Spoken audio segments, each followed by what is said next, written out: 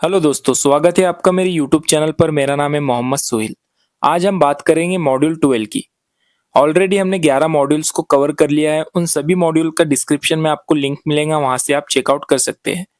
और आपको डिस्क्रिप्शन में एक फॉर्म मिलेगा जो कि टेस्ट और सर्टिफिकेशन फॉर्म है। वहां से आप अपना सर्टिफिकेशन डाउनलोड कर सकते हो। वो फॉर्म को जल्द से जल्द फिल करो। आज हम एक ऐसे टॉपिक पर बात करने वाले हैं जो फार्माकोविजिलेंस प्रोफेशनल के करियर में गारंटीड आता ही आता है।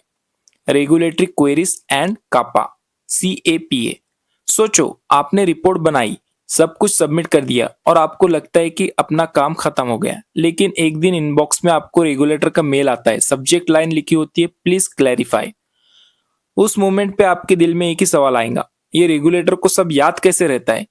दोस्तों, रेगुलेटरी क्वेरीज डरने वाली चीज नहीं होती। ये एक्चुअली एक सिग्नल है कि रेगुलेटर आपका काम सीरियसली ले रहा है और चाहता है कि आप अपनी प्रोसेस को ट्रांसपेरेंट और स्ट्रांग बनाओ।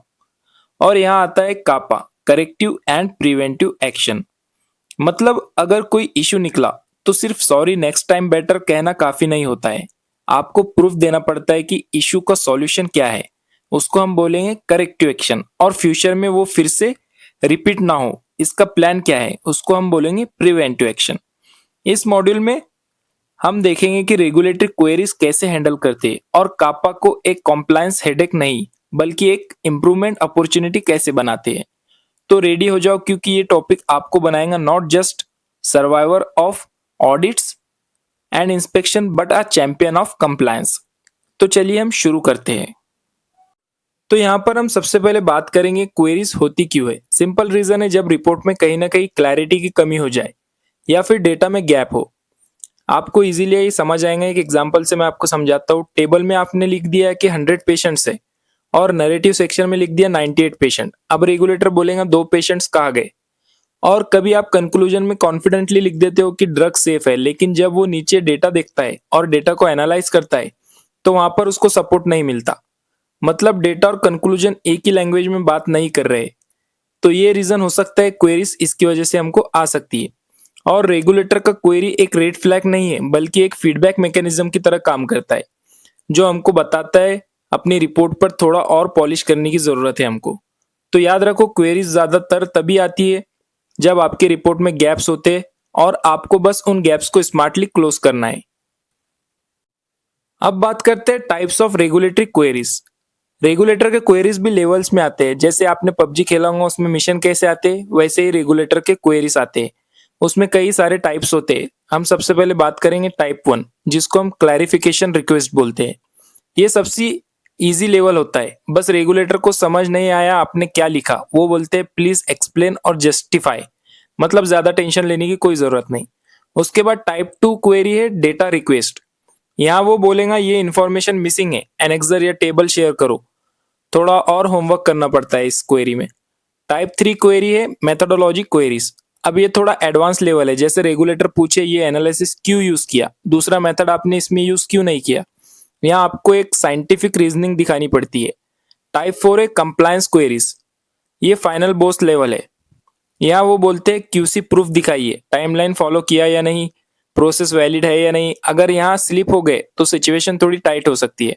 सो दोस्तों, क्वेरी को गेम के लेवल की तरह समझो। हर एक टाइप का अपना स्टाइल होता है और अगर आप प्रिपेयर्ड हो तो इजीली क्लियर कर सकते हो। तो ये थे हमारे टाइप्स ऑफ रेगुलेटरी क्वेरीज। अब सवाल आता है, जब रेगुलेटर क्वेरी भेजता है तो उसका जवाब कैसे देना है। यहाँ कुछ गोल्डन रूल्स है जो हमेशा आपको याद रखने चाहिए। Rule number 1, B timely. Deadline को रिस्पेक्ट करो। डेडलाइन मिस करना मतलब खुद ही पैर पर कुल्हाड़ी मारना। रेगुलेटर बोलेगा आप टाइम पे रिस्पॉन्ड नहीं कर सकते तो पेशेंट सेफ्टी कैसे इंश्योर करोगे। रूल नंबर 2 है यहाँ पर स्टे फैक्चुअल, नो इमोशंस। कभी डिफेंसिव या इमोशनल मत होना। मतलब ये मत लिखना कि हमने तो बहुत मेहनत की थी रिपोर्ट बनाने में। रेगुलेटर को इमोशन नहीं, सिर्फ फैक्ट चाहिए। रूल नंबर 3 है support with reference and data. हर एक जवाब के पीछे प्रूफ होना चाहिए। रेफरेंसेस, एनेक्सर, डेटा टेबल्स, ये आपके शील्ड की तरह काम करते हैं। रूल नंबर 4 है keep responses clear and concise. Extra कहानी लिखोगे तो सवाल उठेंगे। रिस्पॉन्स एकदम सिंपल और पॉइंट टू पॉइंट होना चाहिए। सो दोस्तों, रेगुलेटर को कन्विंस करना है, कंफ्यूज नहीं। और अगर आपने ये 4 रूल्स फॉलो कर लिए तो क्वेरी हैंडलिंग एकदम बेटर और स्मूथ हो जाएगा आपके लिए। अब हम बात करते हैं एक बहुत इंपॉर्टेंट कंसेप्ट की जिसका नाम है CAPA, जिसको आप कापा बोलते हो। नाम बड़ा सिंपल है लेकिन इम्पैक्ट इसका बहुत बड़ा है। सबसे पहले हम बात करेंगे करेक्टिव एक्शन की। करेक्टिव एक्शन का मतलब है जो प्रॉब्लम अभी हुई उसे फिक्स करना। For example QC checklist fill ही नहीं किया तो करेक्टिव एक्शन होगा अभी तुरंत चेकलिस्ट फिल करो और अटैच करो। उसके बाद है प्रिवेंटिव एक्शन। इसका मतलब है फ्यूचर में ये प्रॉब्लम दोबारा नहीं होनी चाहिए, मतलब रूट कॉज पकड़ना और उसका परमानेंट सॉल्यूशन निकालना। जैसे अगर पेपर बेस्ड QC चेकलिस्ट बार बार मिस हो रही है तो प्रिवेंटिव एक्शन होगा इलेक्ट्रॉनिक सिस्टम इंप्लीमेंट करना जहां पर चेकलिस्ट ऑटो ट्रैक हो। एक लाइन में समझो, करेक्टिव एक्शन फायर बुझाता है और प्रिवेंटिव एक्शन फायर लगने ही नहीं देता। और रेगुलेटर को यही देखना होता है कि आप सिर्फ गलती फिक्स कर रहे हो या फ्यूचर के लिए सिस्टम भी स्ट्रांग बना रहे हो। तो आई होप आपको CAPA समझ आ गया होगा।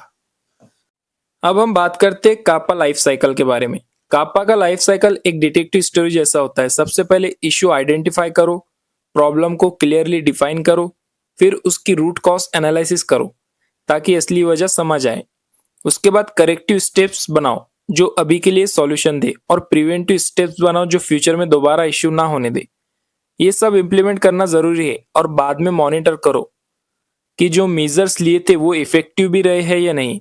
मतलब एक साइकिल ही चलती है, डिटेक्ट, फिक्स, प्रिवेंट और मॉनिटर। ये है कापा लाइफ साइकिल। अब हम बात करते हैं रूट कॉज एनालिसिस टूल्स की। रूट कॉज एनालिसिस के टूल्स बहुत पावरफुल होते हैं। सबसे पहला टूल्स है यहाँ पे 5 Why टेक्निक। इसमें क्वेरी आई तो बार बार क्यों आई इसको आपको जानना है और इसको पूछना है जब तक असली वजह तक ना पहुंच जाओ आप। दूसरा है फिश बोन डायग्राम। ये एक स्केलेटन जैसा होता है जिसमें हर बोन एक फैक्टर दिखाता है। पीपल, प्रोसेस, सिस्टम, इक्विपमेंट सब एंगल्स चेक करते हैं। और तीसरा टूल है ऑडिट ट्रेल रिव्यू। सिस्टम के लॉग्स चेक करके समझा जा सकता है कि इशू कहाँ हुआ। ये टूल्स इंश्योर करते हैं कि कापा सुपरफिशियल ना हो बल्कि एक्चुअल प्रॉब्लम सॉल्व करे। तो ये थे रूट कॉज एनालिसिस टूल्स।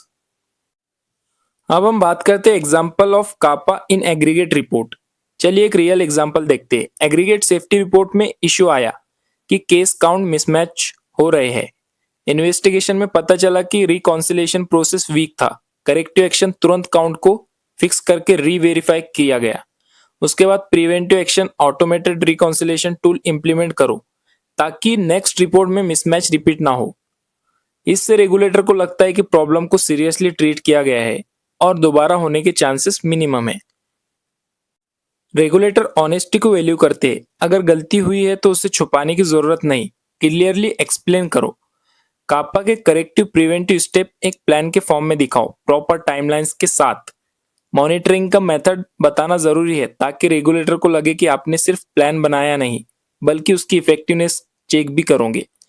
सबसे इंपॉर्टेंट अपनी कमिटमेंट दिखाना है कि आपने गलती से सीखा है और इम्प्रूवमेंट इंप्लीमेंट करेंगे। यही ट्रस्ट बिल्ड करता है। अब हम बात करते हैं कॉमन मिस्टेक्स इन कापा। सबसे कॉमन गलती है सुपरफिशियल RCA लिखना, जैसे कि ह्यूमन एरर। रेगुलेटर सोचता है अगर हर जगह ह्यूमन एरर है तो स्टाफ ही बदल दो। दूसरी गलती है वेज करेक्टिव एक्शन लिखना, जैसे सिर्फ ट्रेनिंग देंगे। ट्रेनिंग तो सही है पर कैसे और कब। थर्ड मिस्टेक है फॉलो अप मॉनिटरिंग ना करना। और लास्ट मिस्टेक है एक रिपोर्ट से कॉपी पेस्ट कापा डाल देना। रेगुलेटर तुरंत समझ जाता है कापा तभी स्ट्रांग होगा जब स्पेसिफिक, मेजरेबल और प्रैक्टिकल होगा। तो ये कॉमन मिस्टेक्स आप याद रखो। अब हम समझते हैं एक रियल FDA क्वेरी के बारे में। एक रियल FDA क्वेरी आई जिसमें उन्होंने पूछा कि रिस्क सेक्शन और कंक्लूजन इनकंसिस्टेंट क्यों है। इन्वेस्टिगेशन से पता चला कि रिपोर्ट पैरेलल ड्राफ्टिंग से बनी थी। एक टीम ने अलग लिखा, दूसरी टीम ने अलग। इंटीग्रेशन ही नहीं हुआ। करेक्टिव एक्शन लिया गया, कंसोलिडेटेड रिव्यू मीटिंग करनी पड़ी ताकि सब एक साथ रिव्यू करे। प्रिवेंटिव एक्शन क्या आया, स्टैंडर्डाइज टेम्पलेट कंपलसरी कर दिया गया और रिजल्ट FDA सेटिस्फाइड और फ्यूचर क्वेरीज अवॉइड हो गई। Now role of cross functional teams. CAPA बनाने का काम सिर्फ फार्माकोविजिलेंस टीम का नहीं है। क्लिनिकल रिसर्च, बायोस्टैटिस्टिक और रेगुलेटरी अफेयर्स सबका इनपुट लेना जरूरी है क्योंकि एक एंगल से RCA इनकम्प्लीट हो सकता है। जब क्रॉस फंक्शनल टीम साथ में RCA करती है तो सॉल्यूशन होलिस्टिक और सस्टेनेबल बनता है। इससे रेगुलेटर को भी कॉन्फिडेंस आता है कि कंपनी ने हर पर्सपेक्टिव कंसिडर किया है। अब यहाँ पर बेस्ट प्रैक्टिस सिंपल है। एक ट्रैकर बनाओ जिसमें सारी क्वेरीज और कापा का रिकॉर्ड हो। रेगुलर मॉक क्वेरीज एक्सरसाइज करो ताकि टीम हमेशा रेडी रहे। अगर एक टीम ने एक क्वेरी को इफेक्टिवली सॉल्व किया तो उसके लर्निंग सबके साथ शेयर होंगे। और सबसे मोटिवेटिंग मोमेंट होता है कि जब एक सबमिशन जीरो क्वेरी के साथ एक्सेप्ट हो जाए। ऐसे मोमेंट सेलिब्रेट करो क्योंकि ये टीम वर्क का प्रूफ होता है